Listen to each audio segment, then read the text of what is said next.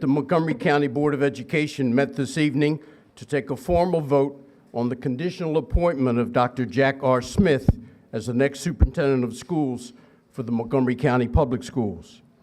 Dr. Smith is currently the interim state superintendent of Maryland and former superintendent of schools in Calvert County, Prince Frederick, Maryland. The board selected Dr. Smith after interviewing 11 candidates from 8 different states, including 6 candidates of color, 3 females, 8 males, 7 superintendents, and 4 representing other roles. We are excited about today's action. However, it is a prelude to a series of public meetings to be scheduled in the next future for the community to meet Dr. Smith prior to his assuming the position as superintendent of schools in July 2016. Dr. Smith's particular strengths include supporting effective instructional programs, budgeting, systems thinking, return on investment analysis, efficiency, and effectiveness in operations. Throughout his distinguished career, Dr. Smith has earned a reputation for encouraging and helping school-based staff to learn and use innovative strategies to promote the success of children in the classroom. In the coming weeks, a contingent of the board will be in touch with stakeholders and Dr. Smith's colleagues. Based on the outcome of this feedback, contract negotiations, and obtaining state approval, the board plans to hire Dr. Smith as the next superintendent of schools for Montgomery County, effective July 1st, 2016. You may be wondering, as the interim state superintendent, who will approve this appointment? To be determined. Let me also take a moment. There are a number of people who we really are extremely happy that they've assisted with us. We introduced the panel a little bit earlier in the boardroom. I acknowledged our 2 of our county council partners, Nancy Navarro and Craig Rice. I'd also like to take a moment to thank our staff who has worked over the last several months to bring us to this point. It has not been an easy challenge, but I think a worthwhile challenge. And so especially, certainly Ms. Gibson, Martha Sakira, Joanne Causey, Lana Haddad in our office, our newest member, Tricia Swanson, but I especially want to single out Ms. Suzanne King and Rolanika Lowe. If we could give them a nice round of applause.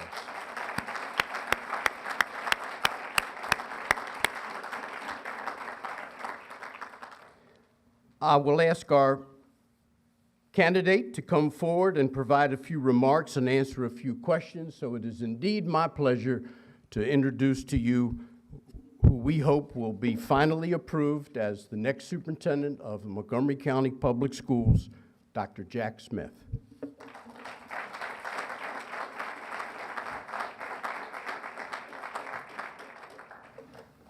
Good evening.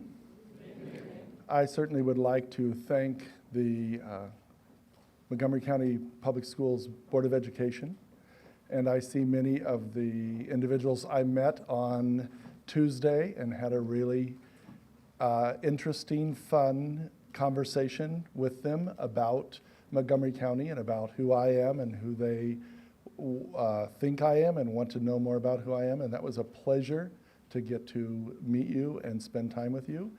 And I certainly am excited, nervous, humbled, and very much looking forward to this opportunity and this effort to work on behalf of all children.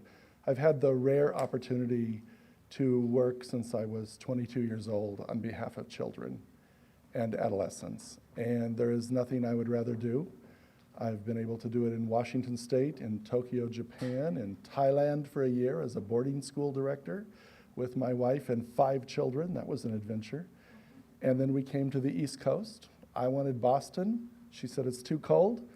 Let's move to Maryland. Gail was born in Montgomery County in Bethesda Naval Hospital. Her father made crowns and bridges. He was an enlisted man in the Navy, and he made crowns and bridges for famous people. So when we started dating, she showed me pictures of those, and it was a point of pride. But what I knew from their family was how proud and how successful they believed Montgomery County Public Schools made their oldest two daughters, who went through, Gail through the 7th grade and Sandy through the 10th grade, and then the younger children were in elementary and even not in school yet when they moved back to Washington State. So that's been my picture of this community. And I think today that that picture is just as true. And one of my responsibilities in collaboration with this Board of Education and the county leaders and all of the individuals that I have the pleasure of meeting and working with is to work on behalf of every single child, to make sure that every single student has equitable opportunities, has the chance to reach their dreams and goals as they walk off the stage with that diploma, no matter their circumstance, no matter their economic level, no matter anything else about them. I am a true believer that public education can make a profound difference in the life of a child, no matter what his or her circumstance is.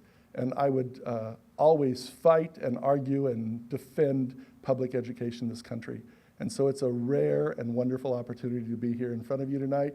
I truly feel great humility, and I look forward to getting to know the community in the coming months and then starting work right here in this building and this community on July 1st, 2016. So thank you so much.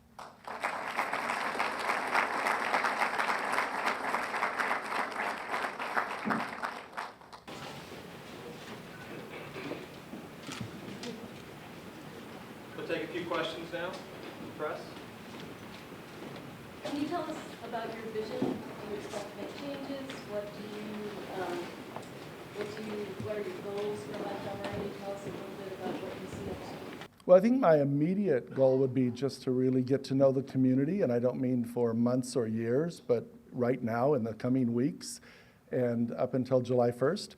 And then I think that it's important that you not come in and take everything apart. I think you look and you talk and you listen, but you also look for short-term successes. Where can we change things on behalf of students that will help them be as successful as they can possibly be?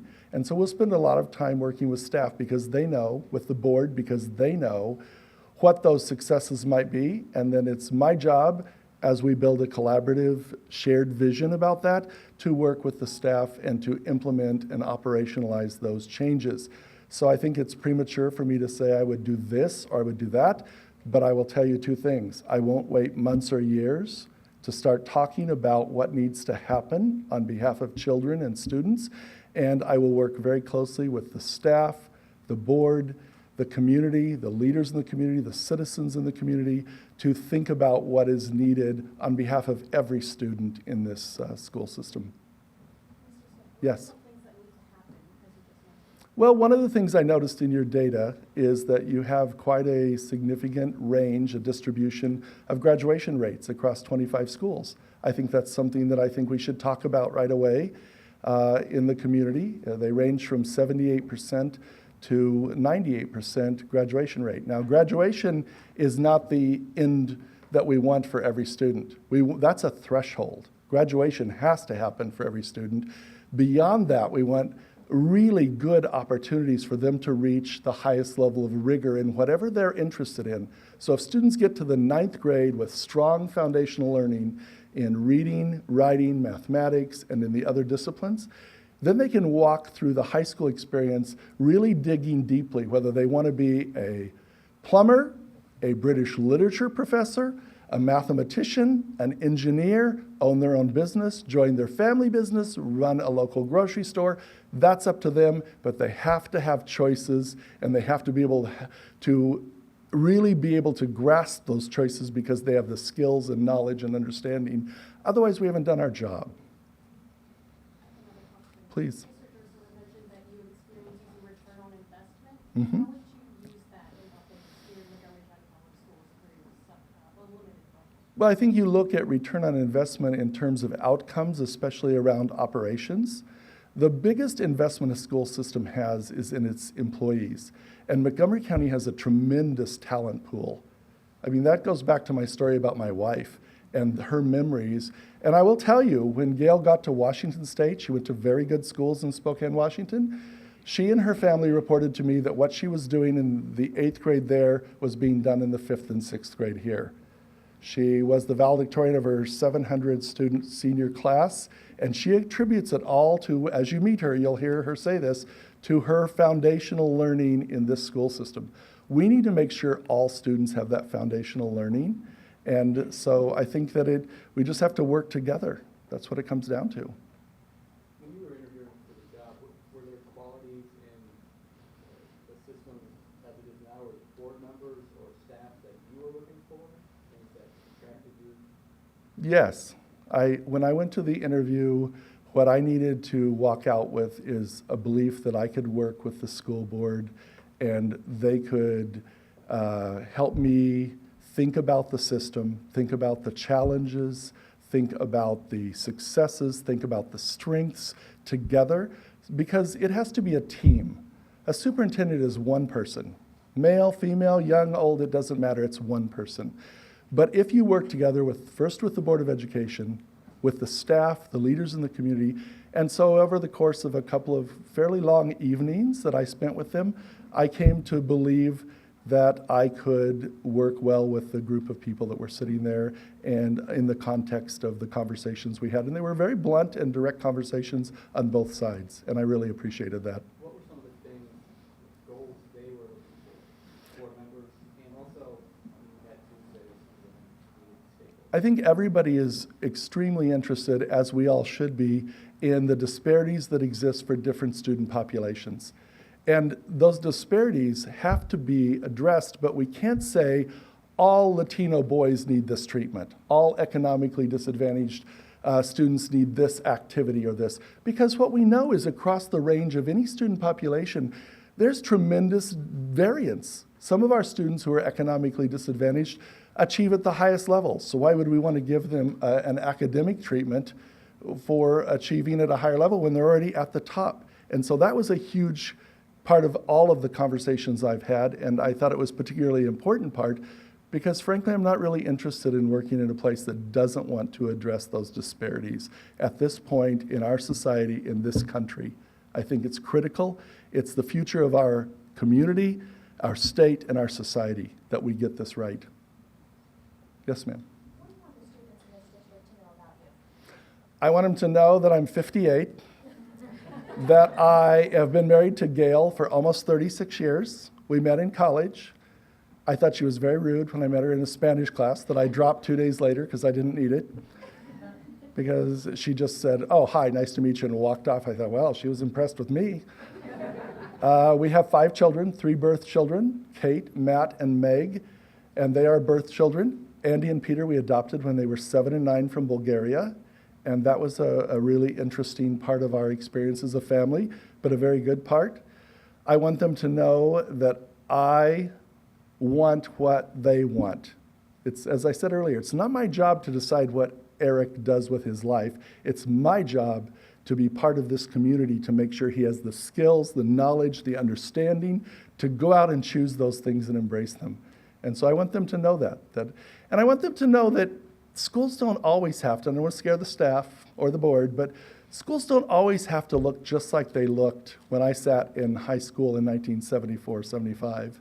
They can look different than that now, and we're in a different place. And so I think part of that whole return on investment question goes back to that. How does that fit? What should it look like today for students and their future, as Daniel Pink said, not my past? Yes, ma'am. What qualities do you have that you believe will help you overcome the challenges that MCPS currently faces and that you talked about? Well, I think, I don't know if this is a quality or not, but I know a lot about public education. And I don't say that arrogantly because it doesn't mean I know it all, and I have a lot to learn, and I will learn a lot in the coming years. But I know a lot about it foundationally, how it operates. And I think when you don't know that, sometimes you try to make changes that are not implementable, that aren't going to work, because you always have to move from where you are to where you want to be. You can't just choose where you want to be out of the air and try to get somewhere new, if that makes sense. So I think the second thing I have is a pretty calm, steady demeanor. And I think that helps people have confidence when you are calm and you believe in a realistic, practical way that work can get done and improvements can be made, and that the things that are really strong can be maintained in a system. But underneath that calm demeanor, I have a real sense of urgency about the work, because the third graders who don't read on grade level at the end of this year don't get another third grade, and we don't want them to have another third grade. So I feel real intensity about that, urgency of making sure kids get what they need when they're in school, in that grade, and that we don't have to stop at proficient. I loved some things about NCLB. We can talk about that another time. The fact it shined that bright light on the discrepancies and the disparities was a gift to our country. The problem with it is it was said we only have to get every student to proficient. That's nonsense. We have to get every student as far as they can go for their aspirations. And so I think that quality of urgency is critically important, because I want to communicate that to you tonight. I want to communicate it to the board. I want to communicate it to the staff and the parents and citizens in this community. Can you talk more about the achievement gap? How you might address that, what your thoughts are, that's been such a big issue. I think, and it's certainly a challenge and an issue for all 14,500 schools in this country. So it's not unique to this community. I think what is unique to this community is you have almost 1.1 million citizens that come together. They live in a fairly close place next to the nation's capital. Very diverse, which I think is a wonderful gift. After living in Tokyo, Japan, and working with people from 40 different countries and students from all over the world, that is a gift. We need to make sure that our students understand it's a gift, but it requires a different sort of approach than Tokyo, Japan public schools require, because 99% of the students who go to Japanese public schools and private schools are Japanese, they speak Japanese, and they're immersed in Japanese culture. That is not the nature of our society, nor would I ever want it to be. But we have to recognize that as staff, that the children and the adults that walk into our schools have to be invited in different ways. That what is inviting to me may not be inviting to someone else. What is not inviting to me might be fine with them. And that doesn't mean we can cater to everyone's wishes, but just to be sensitive to that is a really important part of this whole question. And people think, well, that sounds pretty soft. What are you going to do, that's hard? Well, what you have to do when you think about that is you have to think about attitudes, expectations. I mean, I'll make it personal. I came from a very lower economic home in a dusty little town in eastern Washington. I can tell you that I had a couple of teachers who thought I could achieve. I also had a few that I remember distinctly who didn't think I could achieve at all based on the way I presented myself to the classroom, my language, the way I dressed, everything. We have to make sure that 100% of the adults who children encounter have high expectations for them, have a sensitivity to whoever that child is and what he needs or what she needs, and then we have to have strong instructional practice to match those expectations. And that means that no person in this system should ever say, and I'll say this right now in my hearing, well, she's in 7th grade, she should know how to add fractions. Well, he's in 4th grade, he should know how to read. Those are not uncommon statements in schools. They're unacceptable statements. They're unacceptable because if a 4th grader doesn't know how to read, Montgomery County Public Schools' job is to teach that 4th grader how to read. So I think that we need to build a sense of urgency around it. I think there's a lot of anxiety, but we need to build the urgency around what works and then make sure that it reaches a level of automaticity where it happens automatically. If a teacher changes, a principal changes, a superintendent changes, that work keeps going on. And it's complicated, it's complex, and if I had the secret to it right now, I would be on the Today Show talking to whoever's the host right now. But I know a lot about it, and I'm willing to work, and I'm not shy about talking about it and how we change it. 2 more questions. What happens over the next few months here? Are there going to be ads? How does this? Well, I certainly have to do my job at the state of Maryland, and I will do that job. But because I'm the interim, I will not be doing all of the things I would be doing if I were the permanent superintendent. And so that leaves me with an unusual number of evenings free in the coming months as the state board identifies candidates and chooses someone to fill this role, which is a critically important role. And if you know someone really good, I'm serious. That will help us in Montgomery County if someone really skillful is in this job next year. If we could get Lillian Lowry back, I'd be a happy man. I never would have been looking for a job if Lillian Lowry had stayed and I could have stayed as our chief academic officer. But so I have these evenings free. So starting next Monday night, I'll be at a budget hearing. And then I have a series of education hearings that I've been invited to. And I've told Mr. Durso and Ms. King, whatever you invite me to, I will do my best to go from my house to Baltimore or Annapolis or wherever I am in the state, and then I'll come to Montgomery County and do whatever I can do at night. And I do have a few personal leave days that I can use if there are daytime events that don't conflict with my duties to do those. So I hope to be here a lot. I don't want to tell people, I don't want to talk this much, but I want to listen and learn and understand the systems here so that on July 1st I can start my job right away without a lot of time of waiting. Yes? You said that schools today do not necessarily need to look the way they did in the 1970s. Did you mean like modern technology or something? Yes, I mean technology, I mean space, I mean instructional strategies. I mean in 1975, if I wanted to know something, my choices were ask the teacher, look it up in an encyclopedia. I see some of you know what I'm talking about. That's what it was in 1975. Right now, the information is at our fingertips. We have to teach students how to use those tools and then how to discern if that information is nonsense, if it's biased. And we also have to teach them the very complex processes like upper level mathematics, writing, science, critical analysis of history and literature, the fine arts, all those things. Those are processes that we have to teach them. So we're not teaching as much information anymore. Doesn't mean we don't teach all the information that we need to, but it's at your fingertips. Every one of you has a phone in here, I'll bet money. And so the schools can look different, and a lot is shifting right now. And we don't want to go too fast and make mistakes and do silly things, but we don't want to be slow about it. We want to be right at the front of that curve, just behind the people who are really out there testing, failing, and then use those things that are successful. And someone back here in the blue shirt had a question. I'm sorry. I think I... What should students know about your role as superintendent, and how will it impact students' daily lives? I'm going to work really, really hard on behalf of the students and adults in this community.